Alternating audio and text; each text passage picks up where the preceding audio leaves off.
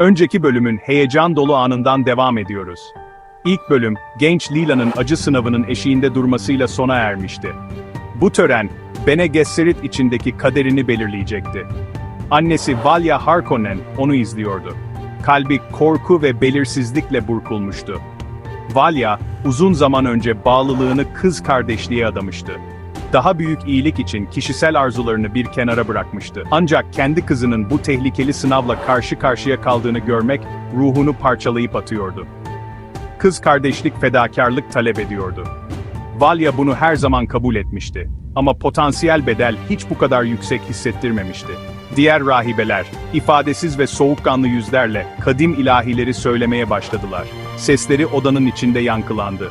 Atmosfer güçlü bir enerjiyle çatırdıyordu. Küçük ve savunmasız Lila, tüm bunların tam ortasında duruyordu. Valya'nın yanağından tek bir gözyaşı damladı.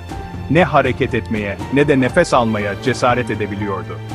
Kızının ve belki de evrenin kaderi pamuk ipliğine bağlıydı.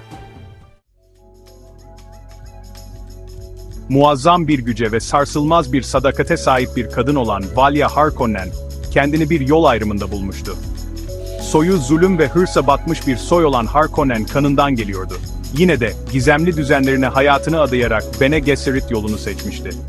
Kızı Lila, bu iki dünyanın birleşmesini temsil ediyordu. Lila, büyüklük potansiyeline sahipti ama aynı zamanda ailesinin tehlikeli mirasına da sahipti. Valya, Lila'nın acı sınavı ile yüzleştiğini izlerken, kızını kaybetme korkusuyla boğuşuyordu. Ayrıca Lila'nın evrene salabileceği potansiyel güçten de korkuyordu. Anılar Valya'nın zihnini su bastı. Gide Prime'daki sert yetiştirilme tarzına dair görüntüler. Aile adının ağır yükü, hem bir yük, hem de bir silah. Valya o hayattan kaçmayı seçmişti. Kız kardeşlik içinde bir amaç bulmuştu. Ancak geçmişin su yüzüne çıkma gibi bir huyu vardı. Değer verdiği her şeyi yok etmekle tehdit ediyordu. İlahiler doruk noktasına ulaştı. Lila, küçük bedeni görünmeyen güçler tarafından sarsılarak sendeledi. Valya'nın kalbi göğsünde hızla çarpıyordu. Sadece izleyip dua edebilirdi. Kızının kaderi, kız kardeşliğin geleceği, hepsi bir bıçak sırtında tehlikeli bir şekilde dengede duruyordu. Yüzyılların Bene Gesserit geleneğinin ağırlığıyla hava ağırlaştı. Her şeyin merkezindeki küçük bir figür olan Lila, acı sınavı olarak bilinen çileyle karşı karşıyaydı. Bu, gücünün, iradesinin ve içindeki genetik belleğe olan bağlantısının bir testiydi. Acı sınavı sadece fiziksel bir sınav değildi. Bilincin derinliklerine bir yolculuk, Bene Gesserit'in öteki bellekinin enginliğiyle bir yüzleşmeydi. Gözleri sıkıca kapalı olan Lila, sayısız yaşamın yaşandığı ve kaybedildiği deneyimlerden oluşan bir sel gibi gelen duygu ve hislerin saldırısına göğüs gerdi. Acı ve kafa karışıklığının ortasında bir görüntü belirmeye başladı. Lila uçsuz bucaksız bir çöl gördü. Ateşle kaplı bir ufka doğru uzanan sonsuz kum tepeleri. Kum solucanının tepesinde duran, gözleri korkunç bir güçle parlayan, gizlenmiş ve esrarengiz bir figür gördü. Ve hem büyük bir umudun, hem de mutlak bir yıkımın geleceğini haber veren kehanet ve uyarı sözlerini fısıldayan bir ses duydu. Görüntü kayboldu ve Lila'yı titreyen ve bitkin bir halde bıraktı. İlahiler azaldı, yankılar ürkütücü bir sessizliğe büründü. Rahibeler endişe ve hayranlığın karışımı ifadelerle yanına koştular. Lila, acı sınavıyla yüzleşmiş ve zafer kazanmıştı. Ancak geri getirdiği görüntülerin çok büyük sonuçları olacaktı.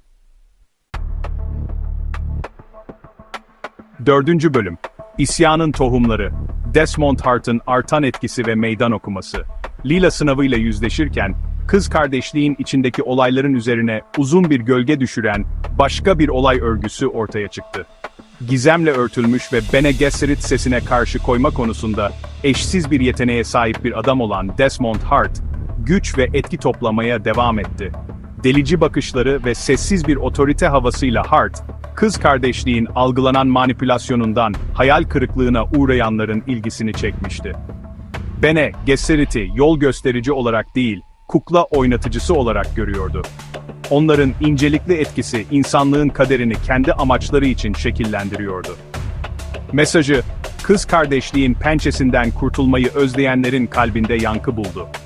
Bireylerin kadim kehanetlerin ve gizli gündemlerin kısıtlamalarından uzak, kendi kaderlerini oluşturabilecekleri bir alternatif, bir yol sundu. Hart'ın meydan okuması, Bene Gesserit için önemli bir tehdit oluşturuyordu. Güçleri, etkileme ve kontrol etme yeteneklerine dayanıyordu. Hart'ın seslerine karşı bağışıklığı, artan takipçileriyle birleştiğinde, otoritelerini zayıflatıyor, 1000 yıllık düzenlerinin temelinde çatlaklar yaratıyordu. 5. Bölüm. Bölünmüş kız kardeşlik. Lila'nın kehanetinin ardından gelen durum ve sonuçları. Lila'nın acı sınavından sağ kurtulması, Bene Gesserit için birlik ve kutlama anı olmalıydı. Ancak ortaya çıkardığı kehanet dolu görüntüler, olayın üzerine kara bir gölge düşürdü. Genellikle amaç birliği içinde olan rahibeler kendilerini bölünmüş buldular. Bazıları Lila'nın vizyonlarını korkunç bir uyarı, felaket dolu bir geleceği önlemek için bir eylem çağrısı olarak gördü.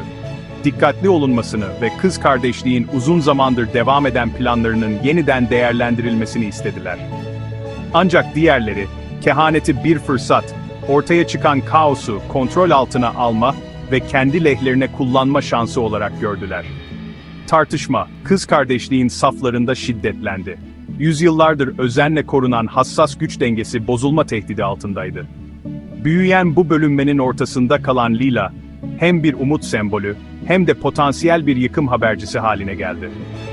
Rahibeler, Lila'nın kehanetinin sonuçlarıyla boğuşurken, Valya Harkonnen kendini giderek daha fazla yalnızlaşmış buldu.